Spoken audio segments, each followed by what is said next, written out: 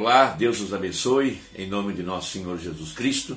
Estamos aqui trabalhando pela fé preciosa, a fé que vence o mundo, a fé preciosa do nosso pai Abraão, que viu a Jesus Cristo na figura de Melquisedeque. Jesus disse: Abraão viu o meu dia e se alegrou. Então ali estava Abraão representando cada um de nós, o que aconteceria aqui no tempo do fim, porque a Bíblia fala que assim como foi nos dias de Ló, assim seria nos dias da vinda do Filho do Homem.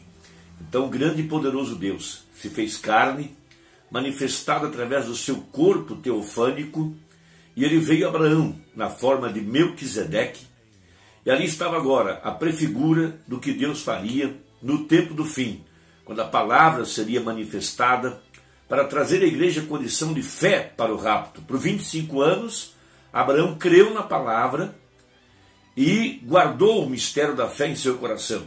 E quando a palavra se fez carne, o Espírito Santo moveu-se sobre aquela palavra que estava no coração de Abraão, nosso pai na fé.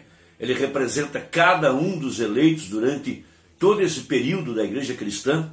Veja, pela fé Abraão foi justificado, pela fé ele foi transformado, pela fé ele pôde ver a glória de Deus manifestada naquele anjo que veio a ele, debaixo dos carvalhais de Manre. Abraão lavou os seus pés, Abraão preparou o novilho cevado, Abraão pediu para que Sara misturasse 3 medidas de cevada e fizesse um pão, e ali estava agora o grande El Shaddai, manifestado num corpo humano, tendo comunhão com Abraão, o mesmo que ele faria aqui no tempo do fim, nos dias da vinda do Filho do Homem.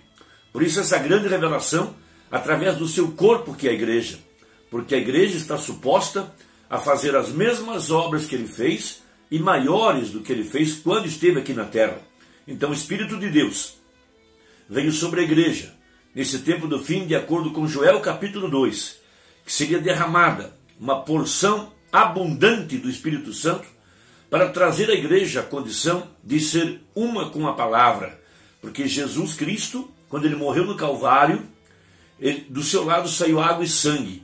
Então ele tirou sua noiva, o grande mistério que ele tinha guardado dentro dele mesmo por todos os séculos, e ele manifestou isso através da igreja do Novo Testamento. Porém, isso foi crescendo, passou pelas reformas com Lutero, veio a John Wesley, veio a Pentecostes, mas aqui no tempo do fim, marido e mulher chegaram a ser a mesma coisa, carne da sua carne, ossos dos seus ossos, praticando as mesmas obras que ele prometeu que ele faria aqui no tempo do fim, no entardecer, porque de acordo com Zacarias, haveria luz no entardecer. Por isso, a igreja ela é o tabernáculo do Deus vivente, a morada do Espírito Santo. Vamos ler uma escritura em Efésios capítulo 2, verso 20, 21 e 22. Edificado sobre o fundamento dos apóstolos e dos profetas, de que Jesus Cristo é a principal pedra da esquina, a cabeça, a pedra angular, no qual todo edifício bem ajustado cresce para templo santo no Senhor. Então haveria um desenvolvimento, um crescimento, até chegar à estatura de um varão perfeito, até a era da pedra angular, até a era da cabeça. Veja, no qual também vós juntamente sois edificados para a morada de Deus em espírito. E Paulo, falando a respeito desse mistério, no capítulo 5, ele fala no versículo 32, grande é esse mistério, digo, porém, a respeito de Cristo e a igreja. Então, esse grande mistério da encarnação do Espírito de Deus, a plenitude da palavra, de acordo com Efésios capítulo 1, versículo 10, veja, de tornar a congregar em Cristo todas as coisas na dispensação da plenitude dos tempos, tanto as que estão nos céus como as que estão na terra. Então, quando chegasse o tempo da igreja ser arrebatada, o anjo forte de Apocalipse capítulo 10, esse é Cristo, esse é o Espírito Santo, desceria com o livro aberto em sua mão, colocaria um pé sobre o mar e um pé sobre a terra, e clamaria ou diria: o tempo já não é mais. Acabou o tempo de espera. Chegou o tempo da redenção. Chegou o tempo em que o Cordeiro tomou os seus direitos de redenção e desceu à terra para reclamar a sua propriedade, reclamar a igreja, chamá-la para estar ao seu lado, seus súditos, e logo em seguida ele reclamará os seus direitos sobre a terra, porque filho do homem, ele é possuidor da terra. Então ele se manifestaria nesse tempo do fim, com aqueles documentos que Adão tinha perdido, para reclamar aquilo que ele conquistou no Calvário. Por 2000 anos ele ficou intercedendo pelos possuidores da terra. E aqui no tempo do fim, ele vem para subjugar o seu inimigo, expulsar o invasor, prendê-lo e devolver a terra para os mansos, porque a igreja governará com ele no milênio, de acordo com a profecia. Então esse grande mistério, revelado para a verdadeira igreja, está predestinado para esta hora em que nós estamos vivendo. Na mensagem, Cristo é o mistério de Deus revelado. O profeta mostra a escritura de Efésios capítulo 1, juntando com toda a Bíblia. Ele fala a respeito desse grande mistério predestinado. Veja, quando a igreja se tornaria uma com Deus, porque Jesus orou em São João 17, Pai, eu oro para que sejam um como nós somos um. Então no parágrafo 184 até o 187, ele diz o seguinte: predestinou. Então veja, aí está o mistério. Ele, antes mesmo que Cristo ou qualquer outra coisa estivesse sobre a terra, veja você, o seu grande mistério, que ele escolheu a noiva, sabendo que Eva cairia, por descrer da palavra, sabendo que ela cairia, mas ele escolheria uma noiva que não cairia, que se manteria firme nesta palavra, independente do que todo o resto do mundo tivesse a dizer sobre ela. Eles se mantêm firmes nesta palavra. Eles são predestinados para permanecerem ali, filhos de adoção por Cristo Jesus. Esse é o grande mistério de Efésios capítulo 1, aonde diz: e nos predestinou para filhos de adoção por Jesus Cristo. Esse é um grande mistério, de que haveria uma igreja de pé para a hora do arrebatamento, firmada na palavra. Veja, predestinou a igreja para esta grande e gloriosa posição. Uma igreja que seria o reflexo da palavra. Uma igreja que seria carne da sua carne, ossos dos seus ossos. Ela seria a morada, o tabernáculo do Espírito Santo.